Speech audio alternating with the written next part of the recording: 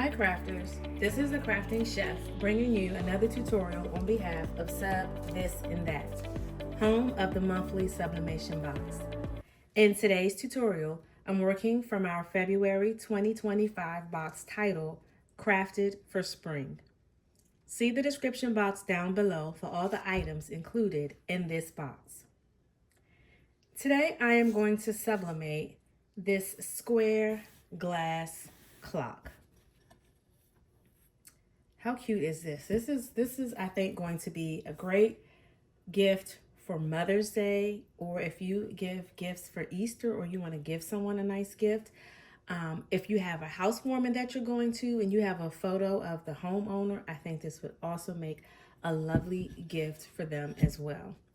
You will also get all the parts that you need to assemble this clock.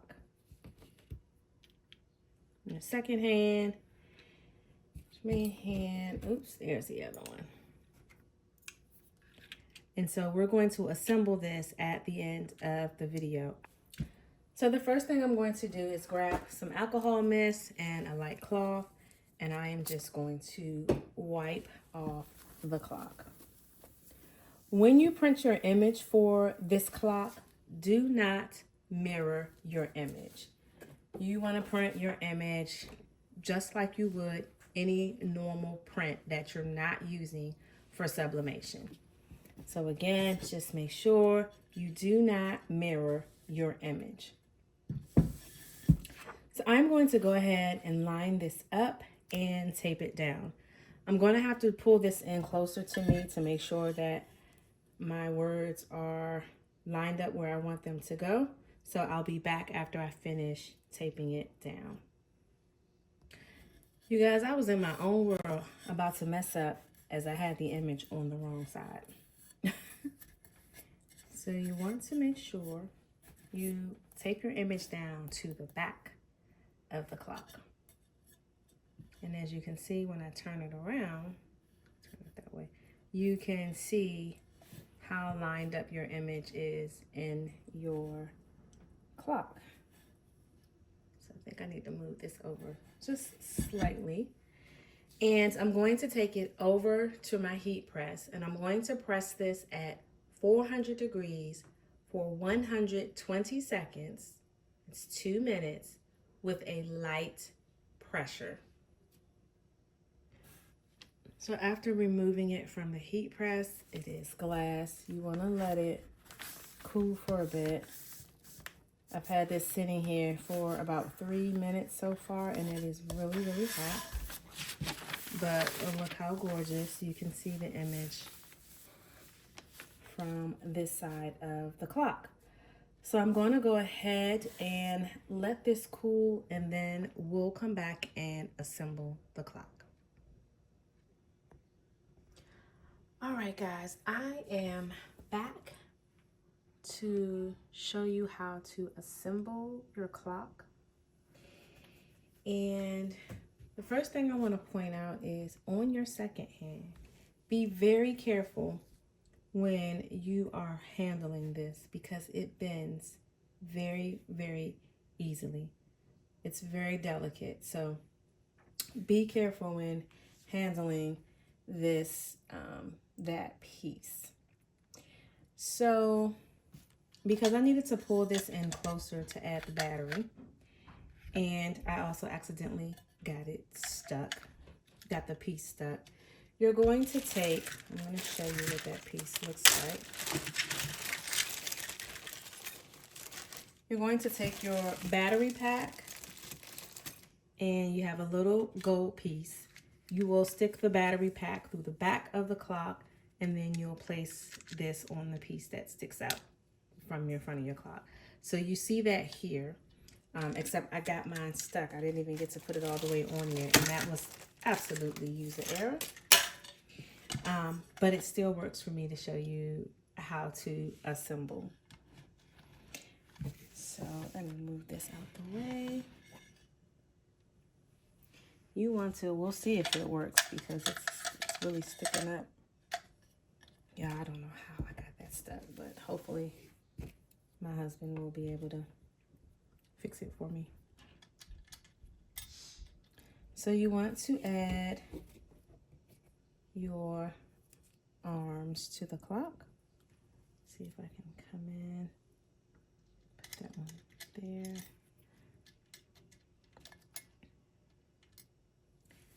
And then you'll take your second hand, which has a little, almost like the back of an eyelet, and that is what's going to close these three together.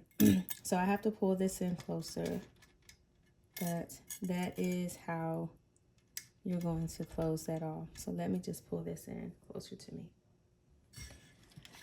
All right, so I have the pieces assembled. 628. So I'm going to actually put it on 630.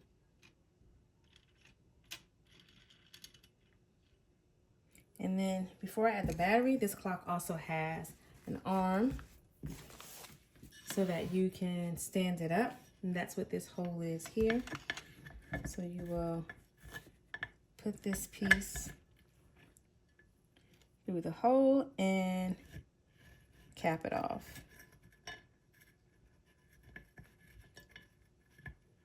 So sorry about this funky angle.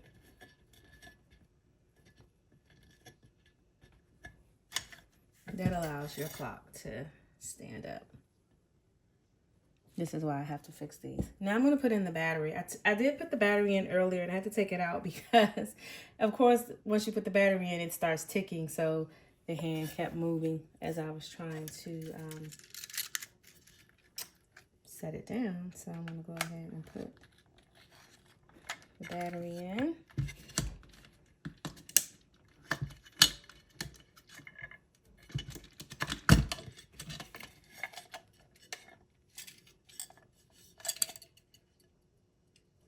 And just to show you guys that it is ticking and working, I have to fix my battery pack because this won't turn right if I don't, but you guys can hear that. Ooh, it just popped up. Good, I can take it out. Yes. But there you guys can see that the clock is ticking. All right, you guys, I fixed it. One of the things you may have to do, and I loosened it up, is once you get that gold piece down, and I was able to turn it and get it down in there, then I held it down from the front and turned the battery pack until it got stiff. So when you put your shorthand on, you want to make sure, I know that's very hard to see because it's getting blurry, but you want to press it all the way down to the gold piece. Before I had the piece in right where I had it, I just sat it down in there and I thought I wasn't gonna be able to get it out. You saw that the hands were really loose. So you want to make sure you press your shorthand all the way down to the gold piece. And then when you put on your hour hand, let me see, I have to pull this in close. Sorry, guys.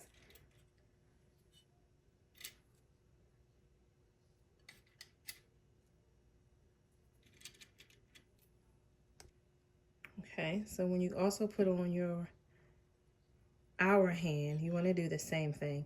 You'll see in the white piece, let me get this other piece here. Let's see if I can show you guys. The battery pack has little ridges. So the gold ring, I'm trying to see where it's not blurry.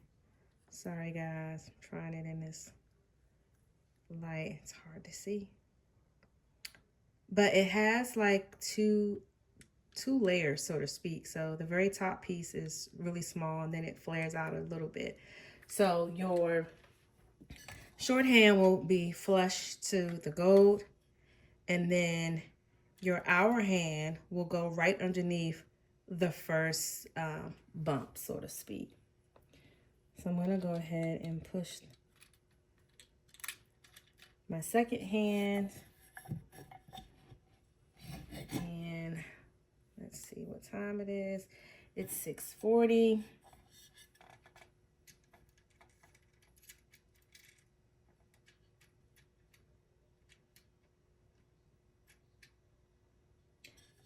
going to put the battery back in.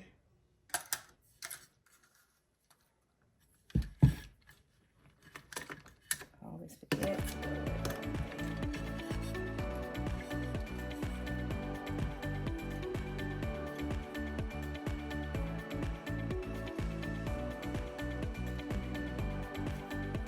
Thanks for watching, and I'll see you in the next video.